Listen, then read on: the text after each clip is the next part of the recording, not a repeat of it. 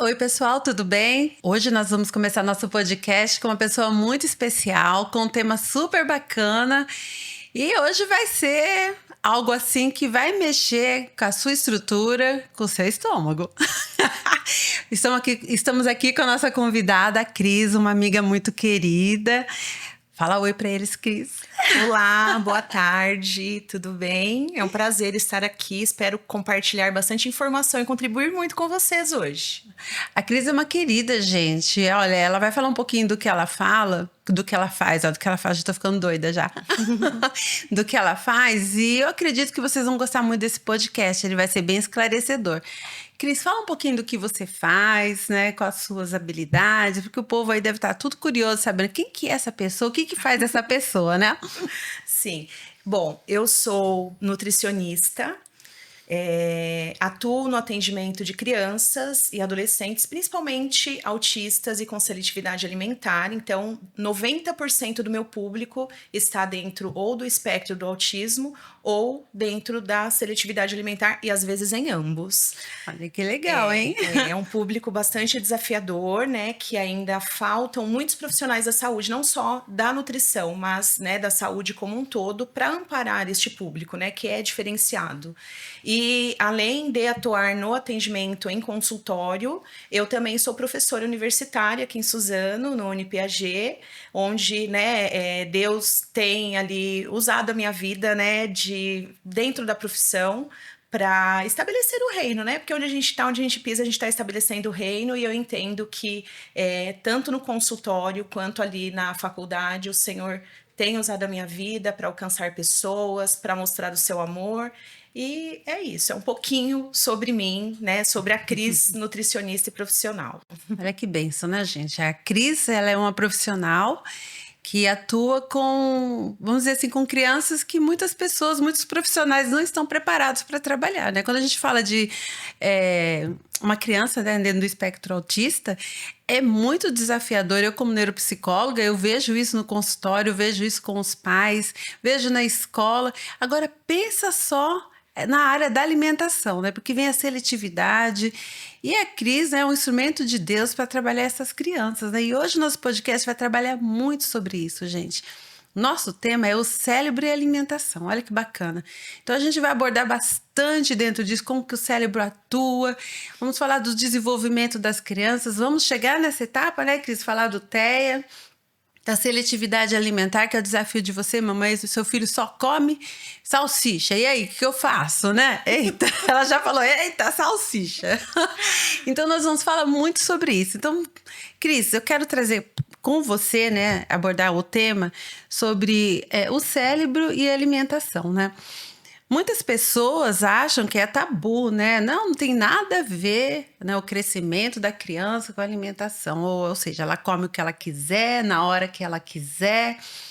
E nós temos aí, né, uma referência muito grande que é Piaget, que ele fala, né, das fases do desenvolvimento. E para cada fase do desenvolvimento, né, tanto no aspecto do corpo, da mente, a nutrição é importante, não é verdade? Sim, com certeza. O que você tem para nos agregar sobre isso, sobre a nutrição na fase, usei de 2 a 4 anos? O que é importante para o desenvolvimento dessa criança? Nós temos, assim, um hábito de pensar que a gente se alimenta somente para barriga não roncar. Né? É algo, algo muito comum, né? Só para não sentir fome.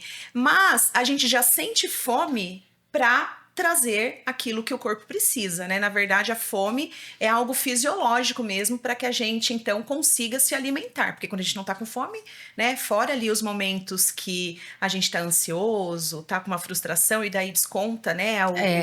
O lado emocional no alimento, mas sem fome a gente não tem vontade de comer. Então, a fome é uma forma de que a gente traga para o corpo o que ele precisa, né? A energia para funcionar, o nutriente que vai desenvolver uma série de papéis. E na fase inicial ali da vida, a alimentação, a nutrição, ela tá totalmente ligado com o desenvolvimento corporal, sim, muito. Criança que não come de forma satisfatória vai ter comprometimento no seu desenvolvimento, então ela poderia de repente crescer um pouco mais, faltou nutriente, ela não vai chegar à estatura máxima que seria possível para ela, porque faltou ali o substrato, né, a matéria-prima para fazer aquela construção. E não somente isso, né? Você começou falando da parte da saúde mental, e a nutrição está diretamente ligada à saúde mental, ao desenvolvimento, né, neurológico.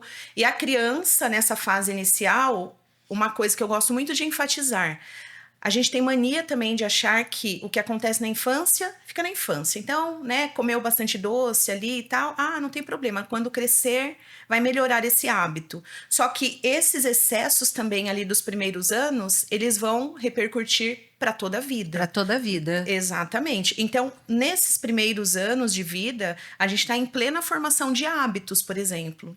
Se a gente tem uma criança com pouco acesso à variedade de alimentos, até eu gosto de falar que Deus fez, né, tantos alimentos para a gente viver comendo alface, tomate, pepino. E fala que, não, eu como salada, né? Qual você come? Alface, tomate, pepino. Pronto. Mas Deus fez uma infinidade de, né, hortaliças para a gente comer. Então, quando a gente tem uma alimentação pouco variada, tá faltando nutriente, né? Sim. Deus, em sua infinita sabedoria, por que ele criou tantas coisas pra gente comer? Porque cada uma tem algo diferente, cada Sim. uma vai agregar na saúde da gente de forma diferente. Então, a criança, ela precisa ter esse contato para que ela consiga desenvolver bons hábitos alimentares e também para evitar essas carências que poderão levar a problema do desenvolvimento físico e também, né, questões da saúde mental, não conseguir aprender adequadamente na escola. Por exemplo, uma anemia interfere diretamente no aprendizado, fica aquela criança mais apática, sem energia, né? Você na escola deve talvez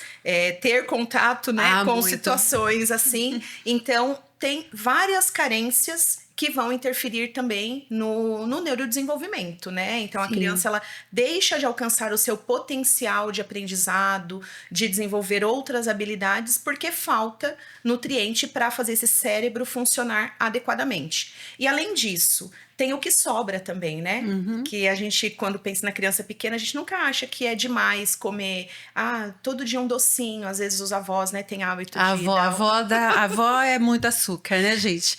A gente tem que fazer um podcast sobre as avós. Eu sempre falo, eu amo as avós, eu amparo as avós nos meus atendimentos, mas a gente tem algumas avós, né, que cometem, eles querem agradar bastante, e daí na casa da avó tá tudo liberado. Então, às vezes, sobra muito açúcar, sobra muita gordura de má qualidade, sobra muito corante, muito aditivo químico, e também essas sobras, né, esses excessos, vão trazer malefícios. No funcionamento do cérebro, tem bastante malefícios. Sim. E também, quando a gente pega ali na questão do açúcar, na questão da gordura, a gente vai ter um excesso calórico. Então, Sim. cada vez mais a gente vê crianças nessa fase inicial já com obesidade e sobrepeso. Sim. Que é uma doença crônica, né? O OMS caracteriza a obesidade como uma doença crônica, ou seja, a gente não consegue se curar da obesidade, a gente fica em remissão.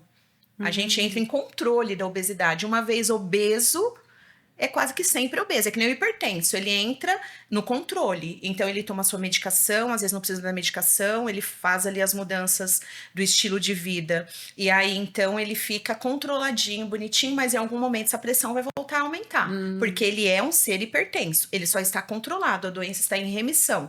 A obesidade é caracterizada dessa mesma forma pelo OMS, então a gente tem que evitar que lá no começo da vida, essa criança já desenvolva o sobrepeso e a obesidade. Senão ela vai ter uma luta na vida toda para que ela se mantenha magra ou para que ela não continue engordando, né? Então, é algo a se pensar. É até, né, preocupante, não é? Muito porque preocupante. Esse esclarecimento, a maioria das mães não tem. E até no decorrer aqui do nosso bate-papo, eu vou entrar depois do pós-pandemia, para que a maioria das crianças ficaram obesas, né? Muito Mas falando do desenvolvimento infantil, nós entendemos que o quê? A criança, a mãe amamenta essa criança, né? Até 6 meses, que a gente espera, né? Tem mães que não conseguem, mas vamos colocar até 6 meses a amamentação. Umas prolongam um pouco mais. Mas de 2 a 4 anos, a gente espera que essa criança já seja introduzida para ela alguns alimentos, né? Para que ela conheça o gosto. Se eu estiver falando coisas boas, você me fala, né? Que ela conheça o gosto dos alimentos e principalmente que ela tenha uma boa nutrição, né? Eu vejo no consultório quem está me acompanhando agora, eu sou neuropsicóloga. Então, eu vejo no consultório que às vezes aquela criança, a mãe reclama assim, ela não come. Então, eu entro na parte do estímulo. Você não estimulou essa criança a comer. Agora, você como nutricionista, diga aqui para nós que estamos aqui. O que essa criança precisa ter de estímulo, né, para comer bem e ter uma boa nutrição para as outras fases do desenvolvimento que virão? Certo. Então, vou começar de antes do nascimento dessa criança. Isso é muito... Ela Porque é perfeita, tudo começa, gente. Tudo começa antes de começar, na verdade, Exatamente. né? Antes da criança nascer, já tem muita coisa importante acontecendo que vai interferir nos hábitos alimentares dela posteriormente. Sim. Então, a dieta da mãe é um fator. Então, a gestante, quando ela tem uma dieta muito limitada, isso interfere também no desenvolvimento ali das preferências alimentares dessa criança, porque ela já tem papilas gustativas sendo desenvolvidas e, né, isso já tá em formação. Então, a gente já tem uma informação ali para ela desde a gestação. Aí a gente avança, a criança nasceu, mundo ideal, que ela seja, né, a amamentada de forma exclusiva até os 6 meses. Sim. E aí, o leite materno também vai ter influência. Por quê? Ele também vai ter nuances diferentes de sabor de acordo com a alimentação da mãe. Então, de novo, a mãe precisa ter uma alimentação variada para que essa criança... Então, essa informação vai no leite também, tá? Então, aquela mãe que fala, eu não vou comer tal coisa porque eu não gosto. Não, ela tem que pensar que agora o gosto dela não tá em jogo. Ela tem que pensar que ela tá contribuindo com o sucesso ou não da alimentação da sua criança no futuro. Importante, né? Muito importante. Porque as mães não têm essa informação, gente. Eu não tive. Eu tive 2 gestações, ninguém contou que eu tinha que comer de tudo. Exatamente. Eu fui mãe antes de ser nutricionista, né? Eu tive meus 2 filhos também, eu era super jovem e tal, tinha pouca informação. Os profissionais não informavam, né? Então, o médico lá no pré-natal não falava quase nada dessas coisas, o pediatra falava sucintamente. Então, muita informação chegou para mim também depois que passou a fase de fazer isso com os meus filhos. Mas ok, eu tenho a oportunidade de contribuir com outras pessoas, sim, né? E tá tranquilo, né? Não pude fazer, então vou ajudar outras pessoas a fazerem da melhor forma. Então, aí, nesses primeiros 6 meses, além dessa questão, né, da alimentação da mãe, tem a questão do próprio estímulo que a criança tem, muscular, tal, que tudo isso vai contribuir para depois ela conseguir comer adequadamente, né? Então, o desenvolvimento orofacial vai ser importante. Na amamentação, né? Quando ela suga o peito, ela já tá estimulando essa musculatura para depois vir a mastigação, né? Exatamente. Então, salvo exceções ali de crianças que, né, tem situações que não serão amamentadas por questões da mãe, por questões de saúde ali do bebezinho que ficou internado e tal, o ideal é que todo bebê seja amamentado, porque tem muita coisa acontecendo aí. Sim. Aí a gente chegou, então, nos 6 meses. A gente espera que esse bebê aos 6 meses, né, tenha só experimentado o leite da mãe, sem chazinho, sem chazinho água. Da vovó, né? Não, chazinho da vovó, tá com não. cólica, vamos dar chazinho. Não, gente, não se dá chazinho pro bebê. Sim. Ai, e nem água, né? Tá vendo, então, gente? Os pediatras tá amando, né? Tá vendo? O leite hidrata também. Sim. Então, a criança não precisa de mais nada além do leite da sua mãe. Aí, nesse período, então, né, até chegar no 6º mês, a gente espera que essa criança tenha desenvolvido os sinais de prontidão, que mostra que esse corpo está pronto para receber o alimento sólido.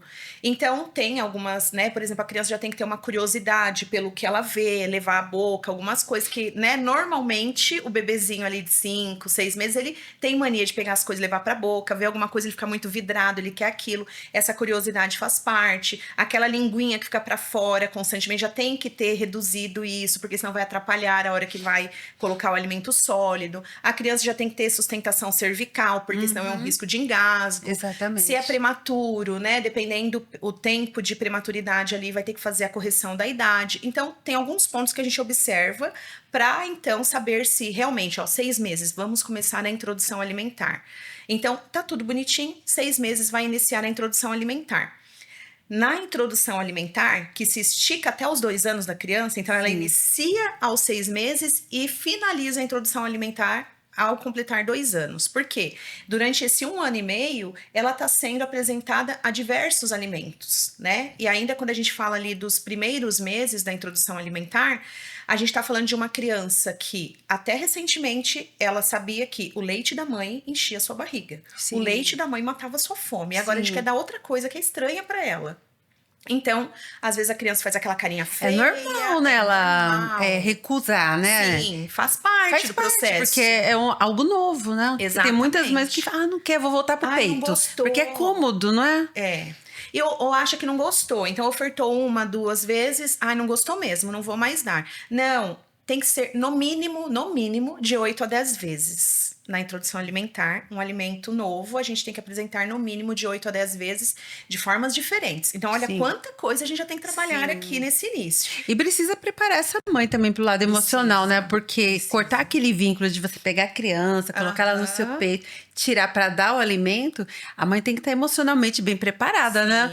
Eu sei disso, para mim foi difícil. Foi para você? Foi difícil? Foi difícil. Ver aquele olhinho mamando, lá sugando. Eu falo que é o olhar apaixonado. Então, aí você tira para dar arroz e feijão, né? Parece que você não é mais útil. Útil, exatamente. Tem mães que têm muita dificuldade para desmamar por conta disso mesmo. Então, tem que ter um preparo emocional dessa mãe. E uma coisa que eu observo, até nos dias de hoje, gente, que é quando a mãe tá amamentando, ela é acompanhada pelo pediatra da criança, né? Até o médico particular dela, mas nenhuma mãe procura uma nutricionista. Você já reparou? Ou eu estou fora do ar? São poucas. São poucas que procuram, né? Uma nutricionista dizendo, eu vou fazer o desmame e agora eu vou introduzir comida para outro tipo de alimento para criança, ela vai até o nutricionista. Assim, só, né... ajustando, né, essa fala. A gente começa com o alimento, mas a gente ainda não tira o leite.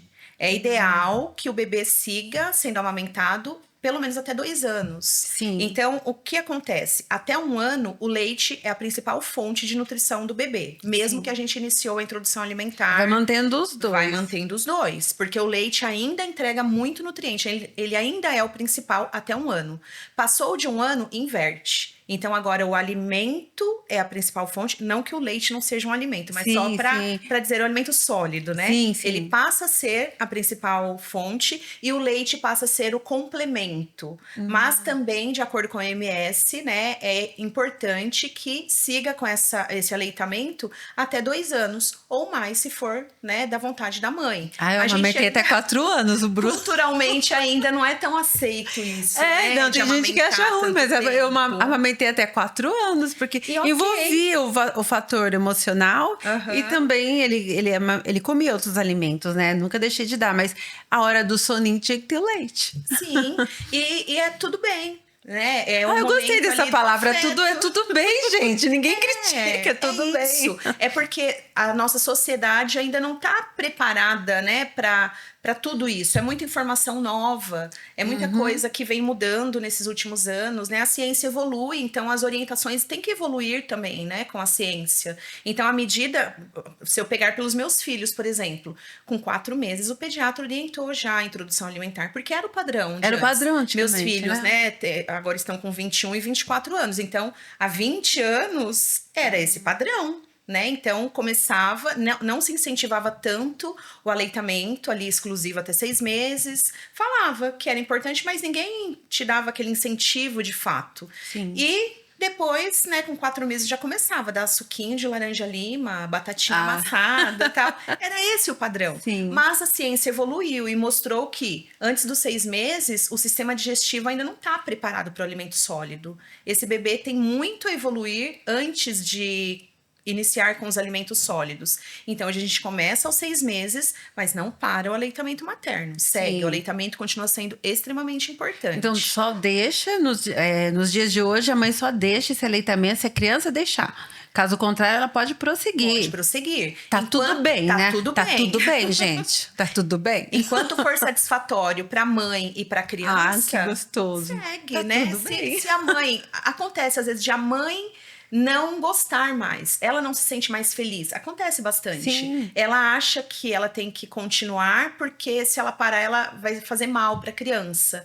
Então, aí é a hora do profissional entrar e orientar essa mãe que não. Sua criança, né, já tá com 1 ano e meio, 2 anos, 2 anos e meio e já come bem, já se alimenta bem. Se para você seria importante seguir pelo menos até 2 anos. Mas vamos pegar um cenário que a criança passou de 2 anos e a mãe segue amamentando. Tipo eu, né, que amamentei até 4 anos. anos. Exato. Né? E aí, de repente, a mãe não tá mais feliz com aquilo. Às vezes acontece. Só Sim. que ela segue porque ela entende que ela não pode parar, porque a criança quer mamar. É né? verdade, aconteceu isso. E aí, a mãe tem que estar muito tranquila de saber que, se para ela não tá bom, a gente vai achar um caminho. E o caminho é fazer um desmame respeitoso dessa criança, né? Para que não seja um trauma.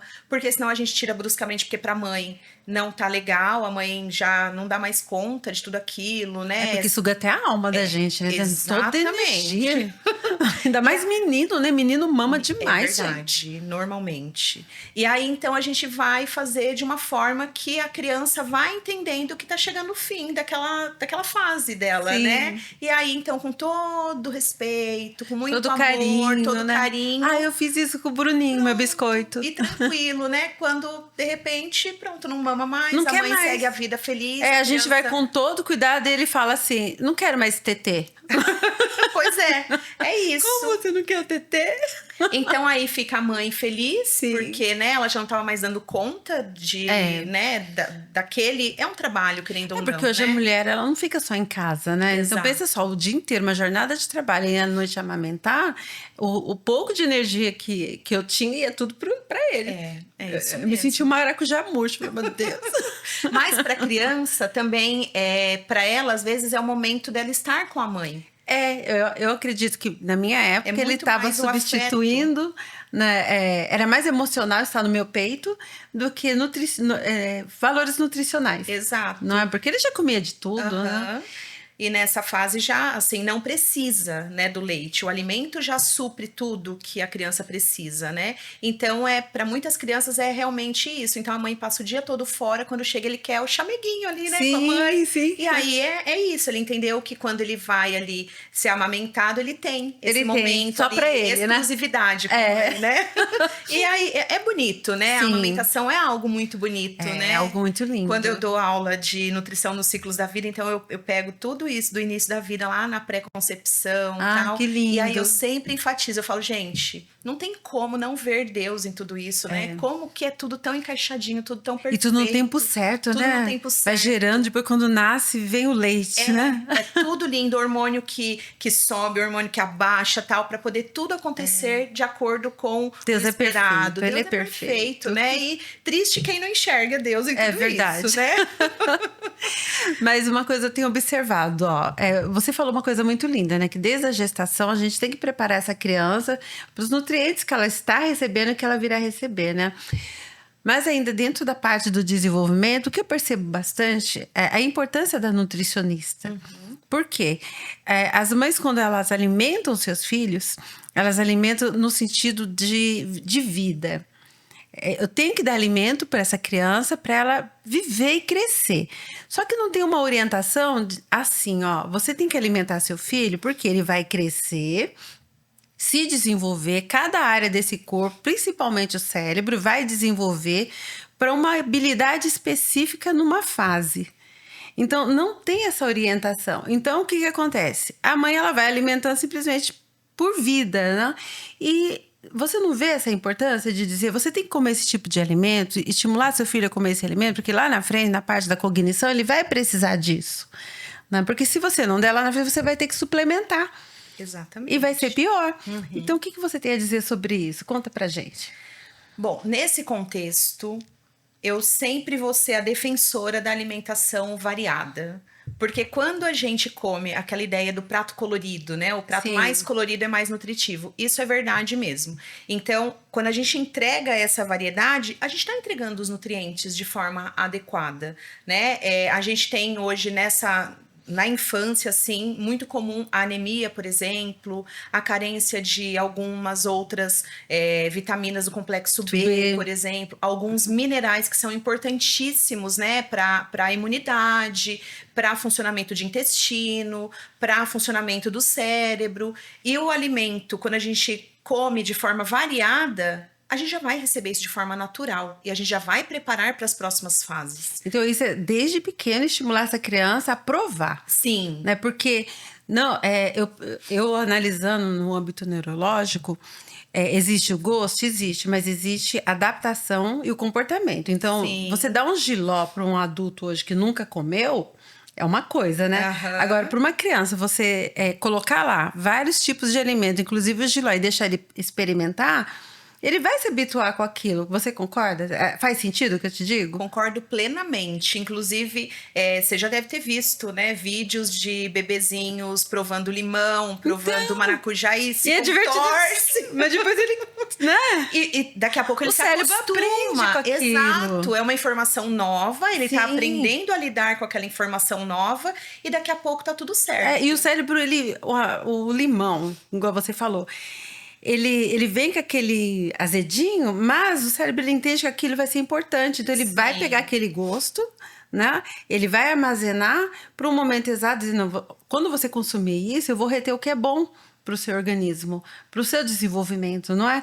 Então, eu acredito que assim, quando a mãe sai da maternidade com uma carteirinha de vacinação, ela deveria sair com uma carteirinha da Nutri de tudo que é essencial, dos complexos de vitamina, esse alimento você acha isso, dá isso para o seu filho, dá aquilo, não é verdade? Então, Sim. eu particularmente, eu vejo, né, não como mãe que... Eu não cheguei a pensar isso como mãe, mas como neuropsicóloga, eu vejo que muitas mães não sabem que a essência do filho dela, do desenvolvimento do filho dela, está na alimentação. A Não alimentação somente é a na base. suplementação. Né? Tá na alimentação. Às vezes é mais prático suplementar do que dizer assim, vamos reeducar a alimentação, não é verdade? Mudar comportamento é doloroso, né? Ah, dá mais trabalho. Dá mais trabalho, não é? Você pegar a sua listinha de compra e ir no mercado e falar, não vou comprar mais isso, vou comprar isso aqui. Porque é melhor, um nutriente melhor para minha família, para o desenvolvimento do meu filho. Então, né, dentro dessa fase, né, o que você aconselharia as mães? A montar um cardápio, a procurar uma nutricionista, a procurar informação? O que você aconselharia elas fazerem?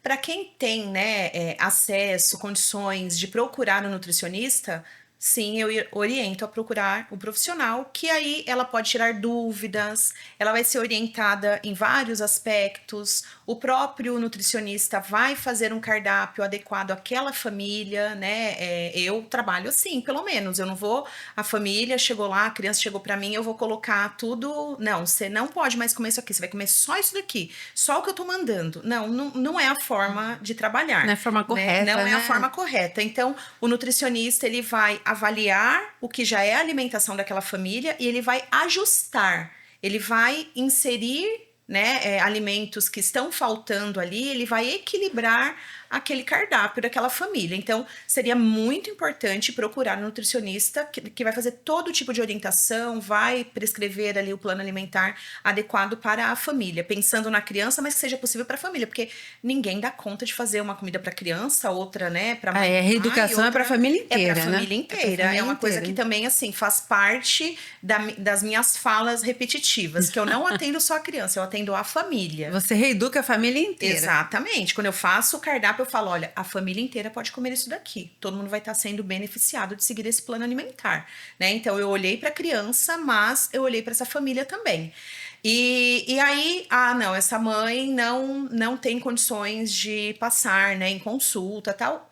Tem pessoas, né, que não conseguem e a gente sabe, né, ainda mais, a gente vive uma fase que financeiramente tá meio complicado, tal, então não consegue ir no nutricionista. Então eu orientaria a, sim, incentivar essa criança a comer mais alimentos naturais, principalmente os naturais. É tudo que Deus fez, né? Tudo que Deus tá na fez é terra, perfeito, gente, né? O que tá na terra é que Deus fez, gente. Perfeito. Então, realmente são esses alimentos que vão entregar a maioria dos nutrientes que nós precisamos. Então, incentivar. Mas eu já ofereci e não comeu. Quantas vezes você ofereceu? Com que frequência a criança vê esse alimento diante dela? Porque, às vezes, chega lá, a criança nunca viu um brócolis, aí do nada apareceu um pedaço de brócolis no prato dela. Opa, o que é isso? Eu não quero. Que árvore que é essa? Eu não gosto. Aí a criança vai chorar, a criança vai gritar, a criança vai sair correndo, né? Então, expor o alimento para a criança e fazer exposição do alimento para a criança não é só no prato. Na verdade, a última etapa é no prato. É antes do prato. Então, é trazer a criança para o mercado, para a feira, ajudar a escolher o alimento, fazer brincadeiras que insiram ali alguns alimentos no contexto, né? Porque a criança que já foi apresentada desde a introdução alimentar, já teve toda aquela familiaridade, ela já vai chegar nas próximas etapas muito mais tranquila para comer, né, vegetais, por exemplo, que é o mais rejeitado, né? O grupo dos vegetais é o mais que as crianças abominam, né? É verdade, eles falam comer mato. Exatamente. Verde, eles têm uma aversão, assim, né? Mas se lá na introdução alimentar isso já foi comum para ele pode ser que ele rejeite um ou outro alimento, ok, nós adultos também, né? Mesmo quando a gente fala que, não, eu como super bem, eu como praticamente de tudo. Eu como super bem, eu como praticamente de tudo, mas eu não gosto de goiaba. Goiaba tem um cheiro pra mim que não é satisfatório. Então, tipo assim, se eu tiver que comer um pedaço de goiaba, eu vou comer um pedaço de goiaba, mas não é algo pra mim que me dá o mesmo vai fazer parte da sua prazer vida, de né? comer um kiwi, por exemplo. Eu amo Kiwi, pra kiwi, mim, aquele azedinho. só de lembrar do kiwi, a boca enche d'água. já Rúcula. saliva. Nossa, Amo rúcula. falou rúcula, ativou tudo que é coisa aqui de bom no meu cérebro. Eu já começo a ter o desejo de comer rúcula. Mas tem criança que não. A pessoa vai colocar, o pai vai colocar, a mãe vai colocar um pedaço de rúcula no prato. A criança nunca viu aquilo, não tem a menor familiaridade com a aparência, com o sabor, com a textura. E aí a gente quer obrigar a criança a comer aquilo. É traumatizante, não é? É muito traumatizante. Então, né, trazer essa exposição de forma, né, gradual. Já passou da introdução alimentar e agora? Então começa a fazer essa exposição agora, né? Então leva a criança para feira, traz a criança para pensar no cardápio. E trazer a criança para pensar no cardápio não é perguntar para ela se ela vai querer comer hot dog ou arroz e feijão, né?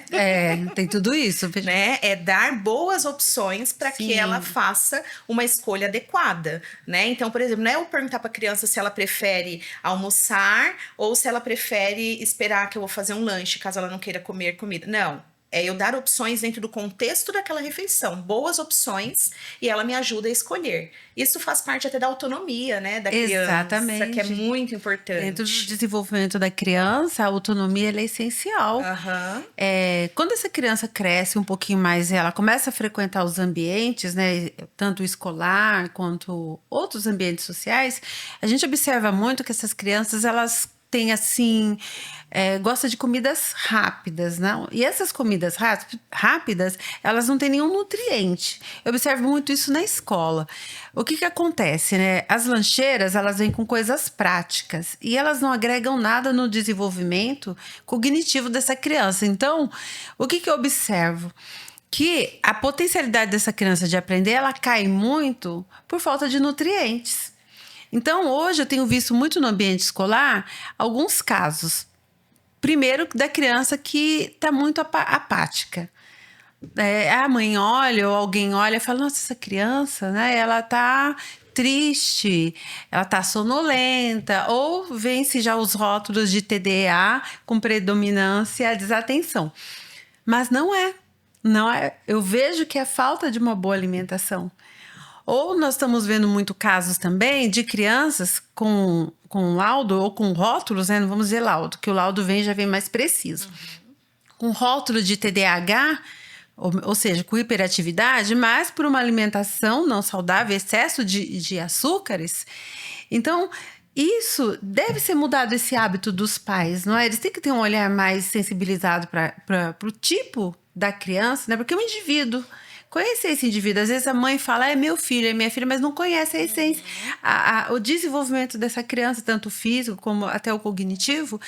Então, você acha que hoje é desafiador pegar essas mães, esses pais e montar um cardápio, né, de que reestruture esse crescimento da criança?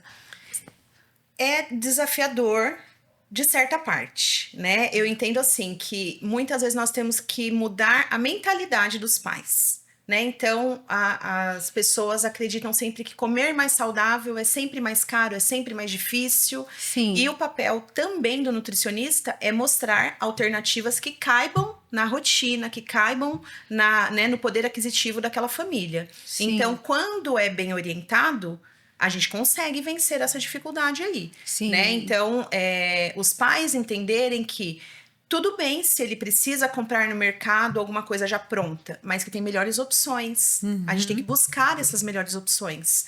Tudo bem se ele vai mandar um bolo, mas vamos fazer um bolo de fruta, por exemplo, que vai um legume, um bolo de cenoura, por exemplo, não precisa pôr Ah, calda de amo. chocolate. Ou se vai pôr, põe uma calda que não 70% seja... cacau, pode ser? Exatamente, vamos fazer uma calda mais saudável, Sim. né? Eu nunca gosto de falar que, por exemplo, um alimento industrializado, é um alimento porcaria, é um lixo, né? Não é nutritivo.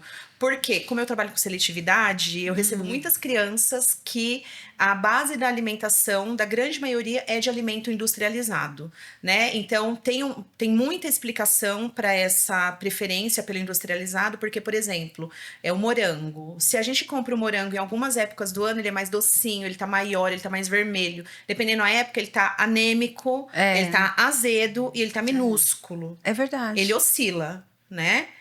O alimento industrializado, não. Ele tem um padrão, ele tem a mesma textura, o mesmo cheiro, o mesmo sabor, a mesma cor. Pronto. É crocante o ano inteiro. Então, ele já sabe a previsibilidade. Criança gosta de previsibilidade. É verdade. Né? Então, ela já sabe o que ela espera com aquilo. E aí, então, ela opta por um alimento que dá segurança para ela, porque ela prevê o que vai acontecer. Isso você está falando da criança que é seletiva, da criança né? seletiva, para justificar o porquê que eu não tabulo, assim, tá. né? Não nomeio os alimentos como lixo faz e tal, sentido. né? Porque para aquela criança é o que alimenta. É o que está alimentando. Que de forma, né, insuficiente do ponto de vista da do variedade comum, né? de nutrientes que a gente precisa, tem excesso de corante, tem excesso de açúcar, mas ainda é o que está alimentando, é o que está mantendo aquela criança viva, né? Sim. Ruim ou não ruim é o que está mantendo aquela criança viva, né? Mas, se a gente não está falando desse perfil de criança, então vamos voltar agora para o alimento vamos falar desse perfil de criança já. Vamos falar do alimento industrializado. Então, aí a gente tem opções de alimentos industrializados que são melhores. Então, nós podemos fazer melhores escolhas. E eu deixo até uma dica, né? Vou olhar para a câmera agora. A dica da Nutri. Eu amo indicar um aplicativo que chama-se Desrotulando. Ele é um aplicativo que a gente pode ir lá na loja de aplicativos, né? Do Android, do iPhone, lá do iOS. E baixar esse aplicativo. Ele tem a versão gratuita que limita, né, as suas funções ali. E tem a versão paga que, acho que no ano deve ser uns 30 e poucos, 40 reais para usar o ano inteiro, né?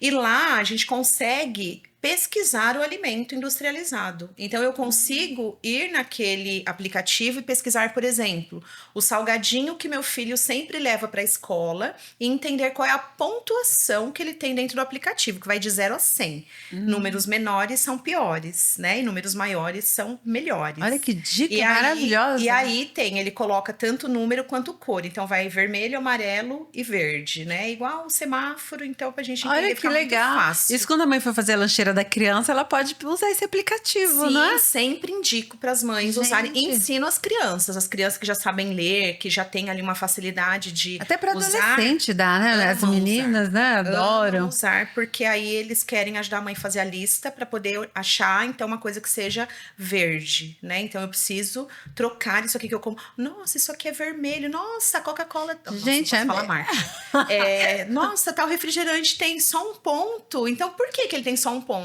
Porque ele tem excesso de açúcar, porque ele tem muitos aditivos químicos, e daí vai justificando. Então, lá a gente consegue entender o porquê que aquele alimento é industrializado e ruim. E a gente consegue achar boas opções de alimentos industrializados. Então, o industrializado, ele não é vilão de tudo. A gente tem uma parte, sim, que é muito ruim, muito péssima, que vai trazer esse açúcar em excesso, que também vai interferir no aprendizado, porque o açúcar ele vai dar aquele pico de energia e depois aquela queda. Exatamente. Né? Então a criança fica super agitada, não quer parar quieta na escola e tal. Daqui a pouco ela fica moadinha lá, né? Porque daí agora acabou aquela energia. Acabou a energia, então, não rende. Não rende. Então, interfere no sono, dependendo da hora que essa criança consome esses alimentos com excesso de açúcar, vai interferir até no sono. Então, a criança pra deitar e dormir, ela tá lá pulando na cama, fazendo guerra de travesseiro e não quer dormir, porque ela tá com um pico de energia ali pelo excesso do açúcar de um alimento que ela consumiu, né? Então, a gente tem essa opção de fazer melhores escolhas e ainda assim caber na rotina. Porque eu entendo que boa parte das mulheres hoje trabalham fora de casa,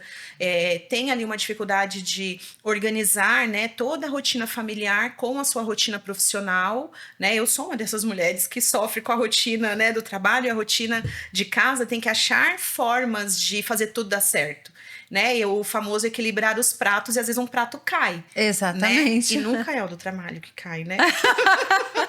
Normalmente é o de casa. É o de casa. E aí a gente se culpa depois porque deixou esse prato cair. Aí né? lá vem a culpa. E aí, quando passa lá na Nutri, né? Se a Nutri for como eu, que é humanizada, né? Que olha para aquela família realmente como não apontando erros, não julgando, né?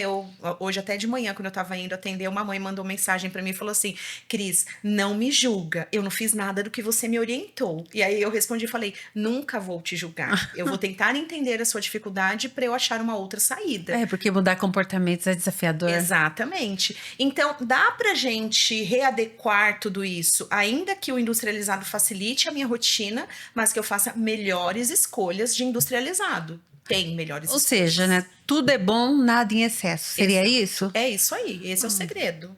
Tudo pode, né? A Bíblia fala, né? Que todas as coisas me são lícitas, mas nem tudo me convém. Convém, né? Então é tudo um equilíbrio mesmo, né? A gente entender até onde tá ok e passando daqui, não, aqui já não é pra mim, aqui já não dá. Opa, peraí, né? Aqui, deixa eu dar um passinho pra trás aqui. Então é isso, a vida é dessa forma, né? Então a alimentação não seria diferente. Eu posso tomar um refrigerante de vez em quando? Posso. Qual o problema de eu tomar um refrigerante de vez em quando? De vez em quando. De vez em quando, não pode ser um hábito, eu tomo né? um refrigerante uma vez por semana porque eu tenho um evento. Vou, sei lá, na pizzaria tomei um refrigerante. Mas aí eu levei um lanchinho, um bolinho daqueles, né, que as crianças gostam, não posso falar as marcas, né? Aquele tipo de bolinho que as crianças compram no mercado e levam, extremamente açucarados. O recheinho normalmente é cheio de corante. Então, ó, já tenho 2 industrializados de má qualidade. Aí eu levo aquele achocolatadinho, assim, de caixinha também, cheinho de açúcar, num outro dia. Já tenho 3 industrializados nessa semana. Aí eu chupo bala, chupo pirulito, como chocolate, como salgadinho de pacote. Quando vai ver na semana, não foi só o de vez em quando. Todo dia eu tenho uma coisa ali que não deveria fazer parte do meu hábito. É que a gente acaba dividindo. Bom, refrigerante é só uma vez por semana, então tá tudo bem. Mas eu tenho que colocar ele num grupo de alimentos. Exatamente. De alimentos que são prejudiciais quando são em excesso. Então, dentro deste grupo, tudo somando tem que ser de vez em quando. Não cada um deles de vez em quando e na semana interessante tem isso, vários. você falando que o nosso cérebro, ele tem essa capacidade de aprender e de organizar. Então, se realmente você monta uma rotina que é uma vez por semana, você vai ter esse direito de consumir outros tipos de alimentos, os não saudáveis, né? Ele vai aprender. E se você foge dessa rotina, ele vai dizer, é como se ele dissesse: peraí, Cris, o que você quer? É saudável, não é? É para fazer a semana toda ou não fazer? Então é muito importante vocês entenderem isso, que tudo é questão de comportamento e hábito, não é? Sim. De se reestruturar. E aproveitando até o momento, gente, não utilize essa frase, o dia do lixo, né? Porque o nosso corpo é um corpo perfeito, feito por Deus, templo do Espírito Santo, né? Um corpo que funciona com tanta harmonia. Se você for ver, né, analisar, cada parte faz o seu papel. Então, nós não somos uma lixeira. Né? Nós podemos escolher o dia que você se permite comer tal alimento. Né? Não introduzir um lixo para dentro de você. Tá? Fica essa dica aí para você. Corta essa palavra. Né? Mas vamos falar de seletividade, né? Gente, vamos falar de crianças no espectro autista, né? Trabalhar com eles é uma bênção, não é? É uma bênção. Eu entendo, assim, que é um presente de Deus. Eu tenho umas pérolas lá comigo no colégio. E cada dia eu aprendo mais, aprendo com esses pais.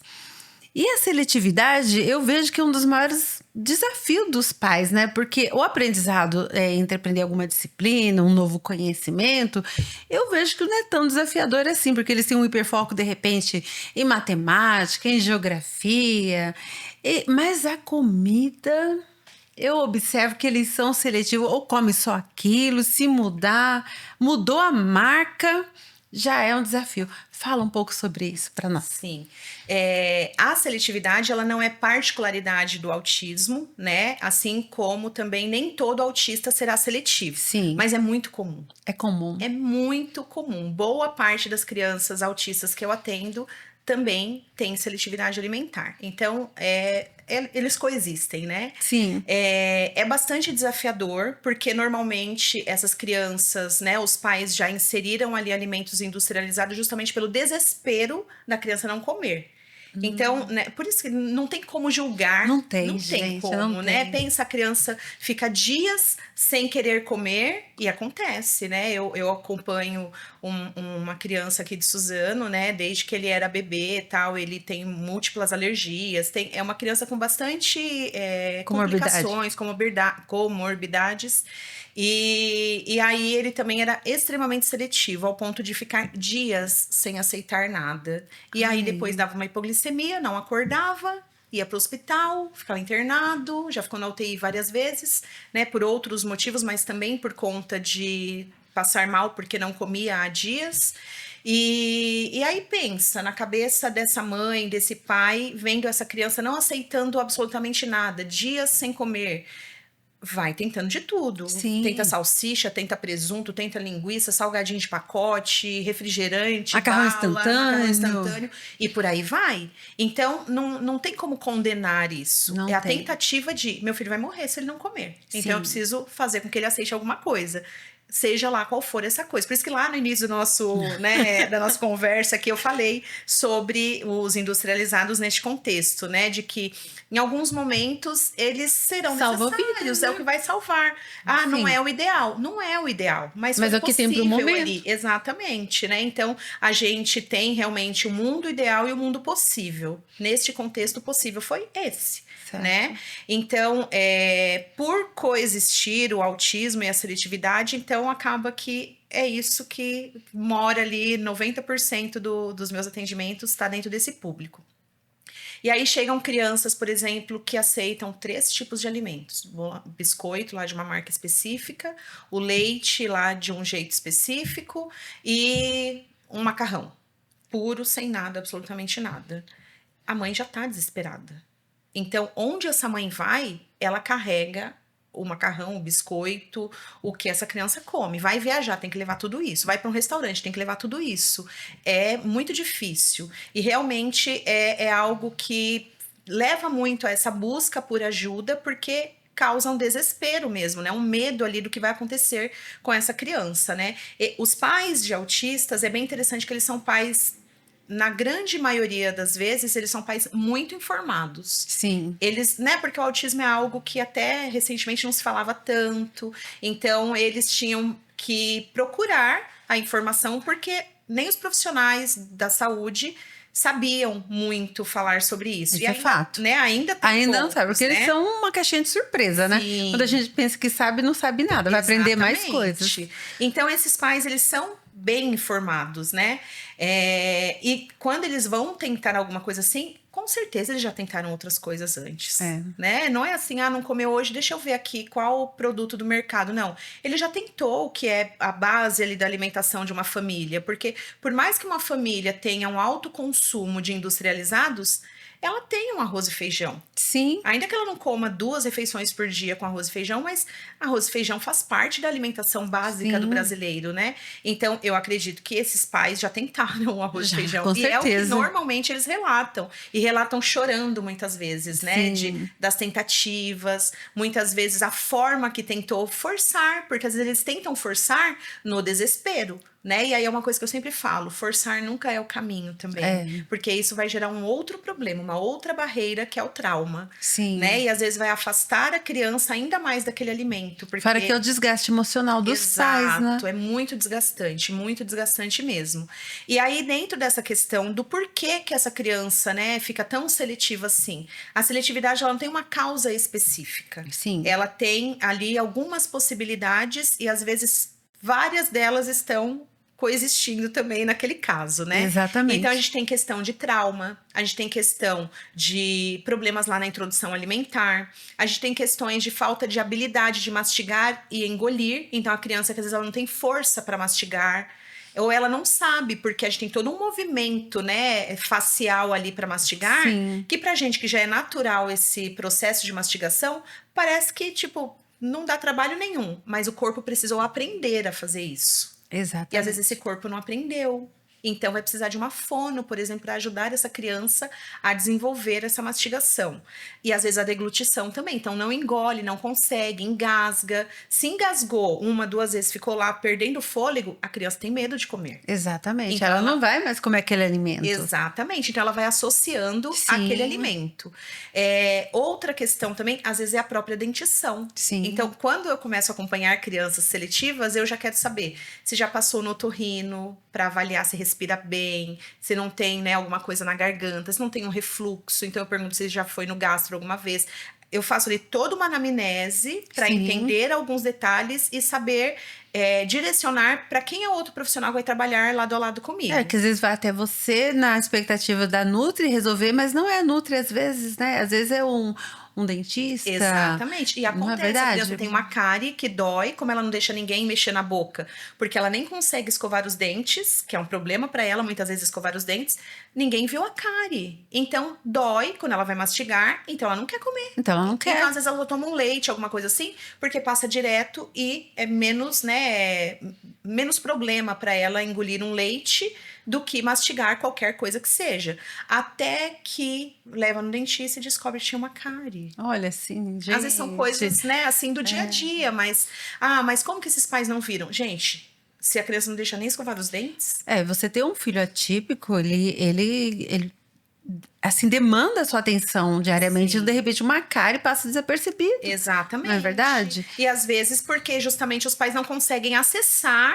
a boca da criança Exatamente. para poder conseguir visualizar. Então aí é onde entra a avaliação com o profissional que pode identificar se ali tem alguma questão. Às vezes a mordida é errada. Não é cárie, mas a mordida é errada. Então cansa mastigar, né? Às vezes machuca na hora de mastigar. Então eu não quero. Carne, essa criança não vai comer. Se ela tem problema na mastigação, ela não vai comer carne, não vai comer uma maçã. Então é bem complexo, né? Dentro dessa criança no espectro autista, e você fazendo essa anamnese, então, antes de você fazer o acompanhamento, você pede para que o pai faça essa visita, né, a outros braços, né, que a gente pode chamar assim, para que veja se realmente, de repente, se é um não verbal, automaticamente a gente pensa que ele não tem essa musculatura.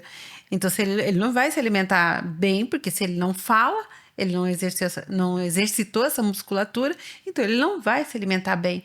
Então, tem todo um caminho a percorrer, não é verdade? Sim. Então, vou contar um pouquinho como que funciona, então, quando essas famílias me procuram. Primeiro, eu mando um questionário online para eles responderem. Ali eu já consigo ter um panorama do que está acontecendo. E aí eu já suspeito, né? Por exemplo, será que tem um refluxo? Será que tem um problema de mastigação? Eu vou tentando achar padrões ali no que ela rejeita e no que ela aceita. Sim. Né? Para tentar entender a possibilidade, né? O que levou? Qual foi a causa que levou essa criança a se tornar seletiva? Porque se a gente não tratar a causa, a gente não consegue evoluir essa criança. Exatamente. Então a seletividade não é assim, é só inserir o alimento. Não, se fosse só inserir o alimento, o pai e a mãe conseguia fazer em casa. Com certeza. Não é? Então a gente tem que descobrir a causa, tratar a causa e aí evoluir. Só que essa causa já gerou nessa criança um medo daquele alimento. Então, mesmo enquanto tá tratando a causa, a gente tá ali levando o alimento em outros contextos para que essa criança vá se familiarizando com esse alimento. Questões de, por exemplo, constipação também levam a seletividade, alergias alimentares. Tem muitas São N fatores, né? Não é só introduzir o alimento, né? É entender o porquê, né, da causa. O mais importante é entender o que levou a esse comportamento seletivo, né? E aí, então, comigo, respondeu esse questionário no primeiro dia da consulta. Eu peço para não levar a criança, eu quero só os pais. O pai não pode ir. A mãe, a avó participa. Quer trazer a avó atrás também, eu falo para trazer a avó para consulta, quando ela é presente ali na alimentação, né? E aí a gente vai conversar, eu vou orientar, vou entender outras coisas que o questionário não foi suficiente, ou que ficou dúvida nesse questionário. Ali, eu já vou direcionar, vou falar, olha, seria importante a gente avaliar com este profissional. Olha, a gente tem aqui umas questões sensoriais, aparentemente. Quem vai avaliar é o terapeuta ocupacional, não sou eu, né? Aparentemente, aqui do meu ponto de vista, enquanto nutricionista, enxerguei algumas questões sensoriais, mas não sou eu que digo sobre isso, Isso né? é muito importante, então, né? aí é outro profissional. Então, de acordo com que eu fiz aquele mapeamento ali, tanto na consulta inicial quanto no questionário, eu vou encaminhar. Então, E na aí é realidade, você importante. tem aquele olhar clínico, né? Olhar clínico é soberano, né? Não tem É. como. Não tem Né? como. E muito bom, gente. Olha só, nós estamos diante de uma nutricionista que ama pessoas, né? Porque muitas vezes ela poderia ficar com esse paciente por aí suas 10, 15 sessões, sabendo que a causa não é dela, é de um outro profissional.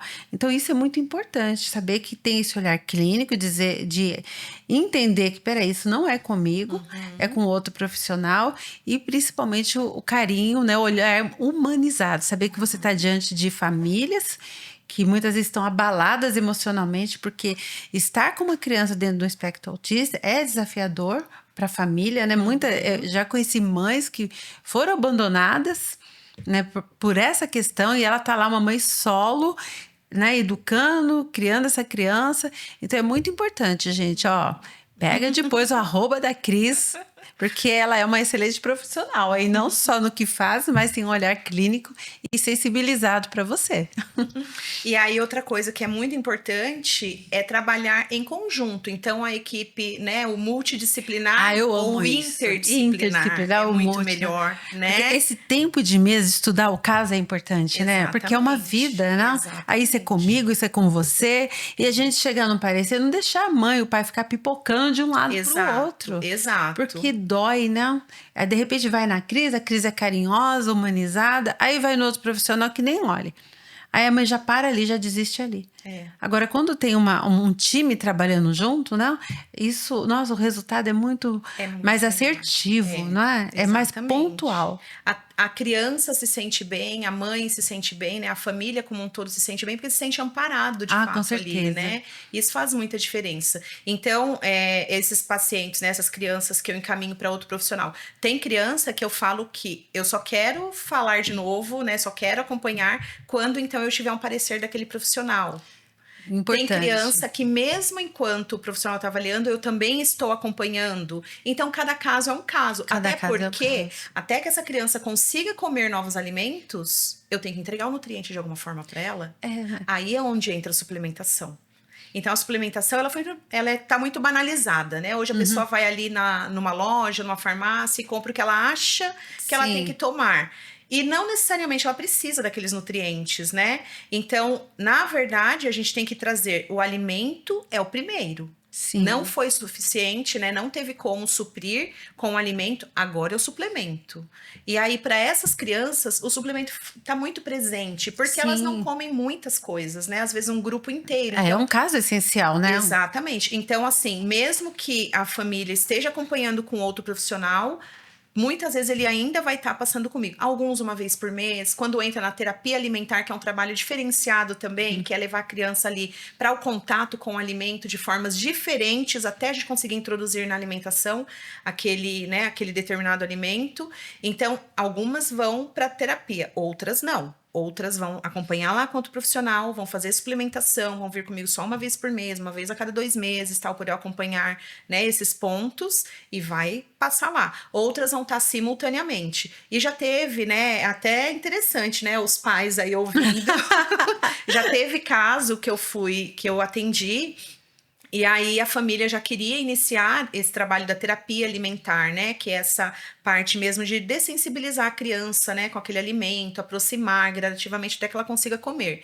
E aí a família veio na primeira consulta e eu enxerguei ali, na verdade, que a gente precisava fazer um ajuste de rotina apenas. Olha, gente, é coisa simples, né? E aí a mãe, já podemos marcar para a semana que vem para vir com a criança? Eu falei, não. Não, seria ótimo, né? Se a gente estivesse pensando. Aí é onde o que você falou, né? Para mim é muito verdadeiro, né? Realmente transmite aquilo que eu penso. Que se eu quisesse, né? Pensasse só no ganhar e não estivesse preocupada com a família, vida, com né? aquela vida, né?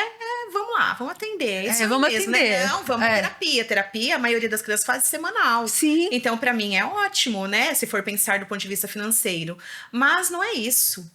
né? Então, é primeiro o resultado que eu tenho que trazer para a saúde daquela criança, o bem-estar para aquela família, né, a melhora da qualidade de vida daquela família, daquela criança não ficar fazendo ânsia diante de um alimento, dela conseguir sair, ainda que ela leve a marmitinha, mas que aquela criança vai dar conta de comer a marmitinha dela num meio social, né? Devolver o social para essa família. Então, tem muita coisa que gira em torno desse trabalho, né? Mas quando eu enxergo que não é o meu momento ali, não é o meu papel, não é assim, eu não vou absorver para um acompanhamento semanal se não tem necessidade. Não tem necessidade. E, né, foi um caso assim que aí a mãe já queria marcar para a semana seguinte, aí eu falei, não, nós precisamos ajustar a rotina. Sim. Então eu vou te ajudar a ajustar a rotina, e aí eu mando, né, todo ali um documento, né, orientando da rotina, mostrando como mais ou menos fazer em casa, né, não engesso o horário da família, porque cada família sabe como funcionam os seus horários, mas eu mostro para ela um padrão e ela vai ajustando de acordo com as possibilidades daquela família. Então, né, almoçar, tomar café, que hora. Eu coloco lá o que seria mais ou menos viável e ela ajusta dentro da realidade da família. Então, às vezes, a gente só tem que ajustar rotina. E a criança melhora a alimentação. É incrível, né? Tanto na alimentação quanto assim no comportamento, tudo, a rotina é importante, né? Demais. Às vezes as pessoas se preocupam com planejamento, mas não dão ênfase à rotina. Não há, eu vou planejar tal coisa, mas não tem uma rotina. O que fazer, como fazer, que horas fazer. Exato. É muito importante isso, não é? Extremamente importante. E aí, de novo, eu volto. A criança, ela gosta da previsibilidade. Sim. Então, a gente tem que mostrar para ela o que vem depois do quê. Né? É igual quando você vai almoçar na casa da avó, né? Se você comer isso daqui, tem a sobremesa. Então a gente já espera, não é? Exatamente, já é um padrão, né? De constrói os padrões. E daí as coisas funcionam de fato como uma engrenagem ali, né? Tudo se encaixa e daí flui de uma forma bem melhor. Tem criança que mesmo ajustando a rotina, a gente melhora em alguns aspectos e ainda tem muita coisa para trabalhar. Mas se antes eu não ajustar a rotina, eu não consigo trabalhar o restante. Isso é fato. Né? Então, tem assim, é um trabalho, eu sempre falo que é um trabalho a longo prazo. E quanto tempo a criança vai comer? Não sei, depende de vários às vezes fatores. A ânsia dos pais, né, tem que comer, né? E aí até uma coisa que é importante falar, que antes da criança comer, ela precisa conseguir estar perto daquele alimento. Na seletividade alimentar, a gente trabalha com a escada do comer, né? Ela tem 6 degraus. Nesses 6 degraus, dentro deles tem várias microetapas, né? Então, a gente tem as etapas principais e em cada degrau ele se redivide em outras microetapas. Mas, pegando as principais, a criança precisa primeiro conseguir tolerar aquele alimento. Ela estar no mesmo ambiente que o alimento. Se ela não consegue estar no mesmo ambiente que o alimento, como que ela vai comer aquele alimento? Nunca ela vai comer aquele alimento. Então, a gente precisa evoluir essa criança a ponto dela tolerar estar diante daquele alimento. Depois, ela precisa ser capaz de interagir com esse alimento. Interagir é através de uma brincadeira que ela não vai nem tocar. Às vezes é através de uma figura do alimento, um boneco do alimento. E aí tem N formas, né, de fazer isso. E é tudo muito estratégico, muito né? Lúdico, né? Tudo lúdico. Até uma coisa que eu sempre falo para os pais: a criança não vem aqui brincar comigo. Eu uso a brincadeira para chegar onde eu preciso, mas ela não vem aqui para brincar comigo. Ela vem aqui para aprender, né? Para conhecer os alimentos de uma forma mais lúdica, mais leve, mais leve, exatamente. Então, não é vai brincar de comidinha, não existe brincar de comidinha, né? Existe usar a brincadeira como uma estratégia para chegar no comer, né, no ato mesmo do comer. E aí, então, ela precisa, né, tolerar, interagir, tocar, cheirar e provar para então comer. Olha quanta coisa tem que acontecer antes de comer. Né? É um caminho longo. As pessoas às vezes pensam, só põe o prato e come. Né? Não é assim. Não é. A gente aprendeu a comer. Essa criança pode até ter aprendido em alguma etapa, mas ela perdeu essa conexão com o alimento. Ela precisa se conectar com o alimento, né? Ela precisa ter confiança naquele momento, ela precisa se sentir segura, ela precisa se sentir confortável diante daquele alimento. Então, a gente vai desenvolver muita coisa até que ela ela coma. E isso não acontece da noite pro dia. Não acontece. E dependendo da criança, é um caminho mais longo, um caminho mais curto, né? Sim. Porque cada um é um indivíduo, não é? Não tem um padrão, né, de ser humano. Não tem padrão. Assim como, né, muitas pessoas que não conhecem sobre autismo acham que todo autista não gosta de toque, não fala, não isso, não aquilo. E não é, gente. São coisas assim que se repetem, são comuns, Sim. mas eles não são iguais, né? Eles não estão dentro de uma caixinha, todo mundo no mesmo molde. Não bonequinho não é autista, assim, né? Exatamente. Então, na alimentação também. Criança seletiva é tudo igual. Não, não é. Não é. Então, para uma, né, vai ser mais fácil a gente começar, que nem uma criança que eu atendi hoje. A gente começou hoje com arroz, uma coisa tão básica, que para ela não é uma coisa tranquila. Então, a gente começou porque, assim, é uma coisa do dia a dia, que seria importante, né, ela conseguir comer, tal. A família tem muita ansiedade que a criança coma pelo menos um alimento do dia a dia, né? Então, aí como ele aceitou comer já num contexto lá dentro da escola, então aí eu vi uma oportunidade aqui, vamos trabalhar com arroz. Então, se ele comer um dia na escola, a gente tem uma oportunidade de trabalhar e expandir esse querer, né, comer o arroz. Então, a gente começa de uma forma bem tranquila, bem respeitosa. Hoje a gente fez bolo de arroz. Ai, gente. Em vez de usar farinha, a gente usou o arroz, né, na massa do bolo. E ele comeu o bolo, sabendo que tinha arroz, porque ele fez o bolo comigo, né? Então, já é uma forma que ele aceitou o arroz. Mas é um trabalho. Quando que ele vai comer o arroz na forma de arroz lá no prato junto com a sua família? Não sei. Pode ser a qualquer momento, né? Exatamente. Ele precisa ir tendo essa segurança, esse conforto, gerar toda essa conexão, né? O alimento ele já está conhecendo à medida que ele vai lá, mas não é só comigo. Comigo, a criança que vem toda semana e é em torno ali de 45 minutos, quando é o processo da terapia mesmo. Gente, 45 minutos por semana ou a cada 15 dias. Tem família que não consegue fazer semanal pela rotina, pelo financeiro e tal. E às vezes faz quinzenal, por exemplo, mensal. O ideal seria a gente ter encontros pelo menos semanais. Mas a família não dá conta, eu dou as orientações e no dia que tá comigo a gente faz o que tem que fazer. Mas aí tem o trabalho em casa também, né? Então, se não tem aquele investimento da família, nas orientações, em seguir aquelas orientações, aí vai ficando cada vez mais difícil a gente evoluir essa criança. É verdade, né? Você vê, é tudo um processo, né? A gente entrou nas fases do desenvolvimento, entramos na seletividade, falamos um pouquinho de TDAH, e é assunto assim que se a gente for aqui vai virar um dia, né? Com certeza. Mas de tudo isso, Cris, eu vejo a grande importância que temos, né, de ter uma nutricionista, né, acompanhando o desenvolvimento da criança, entendendo o que ela pode comer, o que ela não pode comer. Nós falamos de seletividade, mas nós temos casos de compulsão alimentar. Existe, sim, crianças com compulsão alimentar, mesmo depois, casos mais típicos que a gente vê após a pandemia, né, que as crianças saíram do convívio social e trocaram o prazer de estar com o outro pelos alimentos. Então, isso emocionalmente abalou as famílias, abalou as crianças, né? E elas trocaram esse prazer por comer. Isso é assunto até para outro podcast, né? Com certeza. Olha, eu vou trazer mais vezes a Cris aqui, viu, gente? Então, Cris, para encerrar esse bate-papo que tá gostoso, eu queria levar até mais, né? Pra colocar aquele bolo, eu trouxe um bolo, gente, foi uma correria. Receber uma nutricionista, tive que trazer um bolo natural.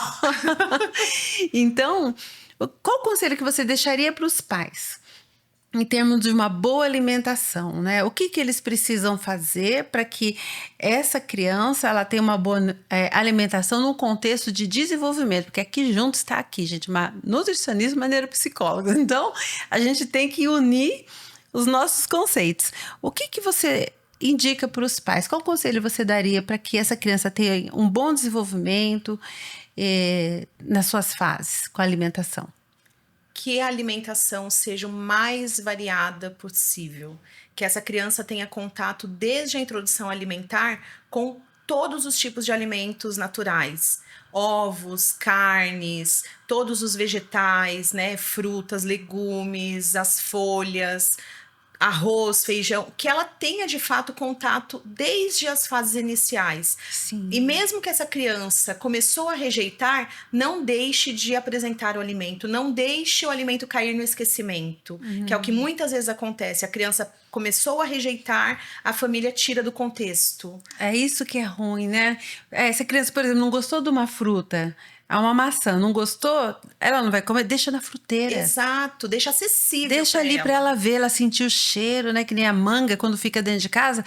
O cheiro, né? Fica tão gostoso, né? Fica. Então, assim, esse contato, mesmo que ela não vá comer, mas que o alimento esteja ali. Aí tem aquele ditado que não é visto, não é lembrado, né? É verdade. Então pensa que o alimento vai ser assim, a criança esqueceu daquilo, ela rejeitou no momento, nunca mais ela viu, e ela esquece, ela não tem a mínima familiaridade com aquele alimento. Qual a chance dela comer uma coisa que ela não é familiarizada? Mínima. Mínima, né? vai cair no esquecimento. Exatamente. E que os pais também sejam exemplo para as crianças, né? As crianças são esponjinhas que vão absorvendo, eu falo né? muito o que tá, né, perto delas ali. E os Sim. pais são os maiores exemplos para as crianças. A escola é uma oportunidade? É. A escola desenvolve muito, contribui muito com a alimentação, mas os pais são exemplos para a criança em todas as fases da vida.